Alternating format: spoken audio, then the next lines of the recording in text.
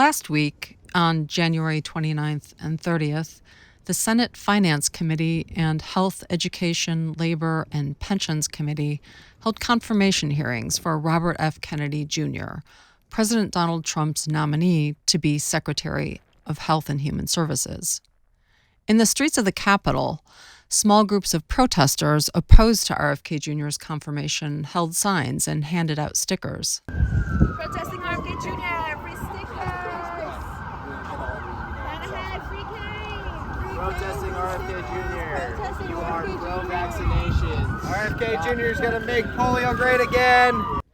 But inside the Senate's Dirksen office building, where the 2 days of confirmation hearings were held, supporters of RFK Jr. who had come into town from around the country lined halls and filled overflow rooms where the hearings were broadcast. Many of them were New Yorkers who support RFK Jr.'s nomination, and many of those New Yorkers are people who lost their jobs under city and state COVID-19 vaccine mandates. They found an early and prominent supporter for their own cause in RFK Jr. and supported his run for president. They followed him as he joined forces with Donald Trump. I talked with some of them about why they made the trip to D.C. and what they hoped RFK Jr.'s confirmation would bring. We're here in the Capitol, and we made the trip, and we want to make America great again, and we also want to make America healthy again. I, like many New Yorkers, were affected during the insanity of COVID, and where myself personally, I worked for Department of Correction and worked during the pandemic. Then they fired us, for oh my God, it was a really insane time. So that's why I'm here, because the last 3 years, pretty much New York City somewhat turned our world upside down. And we want to make things right where hopefully we get RFK in and he could correct and fix a lot of these wrongs and harms that have been done to us and many people here. So everything just kind of got turned upside down, And as a result, the employee that I was fired with, this poor guy, he had to move to the woods in North Carolina, and that's where he lives now. All for what? For absolutely nothing. And then they pull away the vaccine mandate. So in theory, you would think, hey, why don't you guys come back to work? But we're still waiting.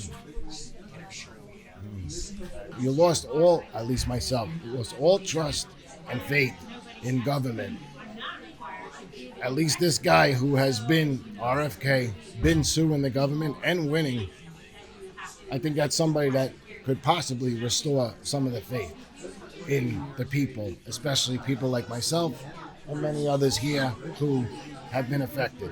We're both school social workers, and we were unlawfully terminated by the New York City Department of Education during COVID. And so we decided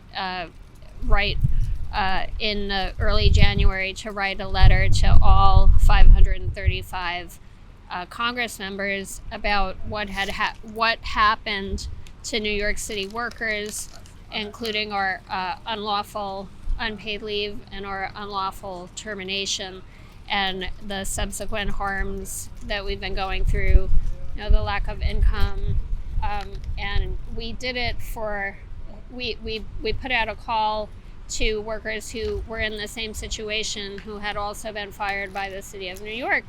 And we got a tremendous outpouring of people who wanted to be on the letter. And so what we did was we just started gathering signatures, and we ended up getting about 375 signatures from workers with a combined 4,000 or more years of experience. And we all signed it, and we delivered it via email, and also today. We want Robert Kennedy Jr. to be confirmed for Health and Human Services, and also that we want for them to get involved in reinstating and making right what's happened to New York City workers, since we haven't been able to get our state to pay attention to us truly. And I am one who really did not participate in the emergency use authorization clinical trial. So I'm fighting it myself because I'm with a union for actors, and it was a problem. I have not been able to recover financially from being denied work and being discriminated against. And for me, it's in my DNA to fight this because my ancestors couldn't. They were not even considered human to be able to make those decisions. And as a human being, born with my own body and my own brain, it's the only property that belongs to me. In the past, my ancestors belonged to other people by force. Now we're talking about human trafficking like a pretty word, and we're going to do this. Slavery is what it is, and human trafficking is what it was as well. So taking away my body rights is equivalent to that. And it can get worse if we don't stop it. So I'm hoping that he steps in and rein back on the corporations. Yeah. For me, it's a no-brainer. Who else? Who else? There's nobody else at this point in history who I think is better for the position. Thankfully, I'm back at work in New York City. After being illegally placed on leave without pay for almost a year, I was able to fight my way back to work with a group of others in Bravest for Choice and through medical exemption. And since then, we've been working on getting everyone back to work. And that's work that we're continuing to do. That's part of the reason why I'm here today. I came down for the second day because I was able to have the day off today and spend it, continuing to advocate for those that have been placed out of work, those that have been injured by coerced administration of these shots during the mandate.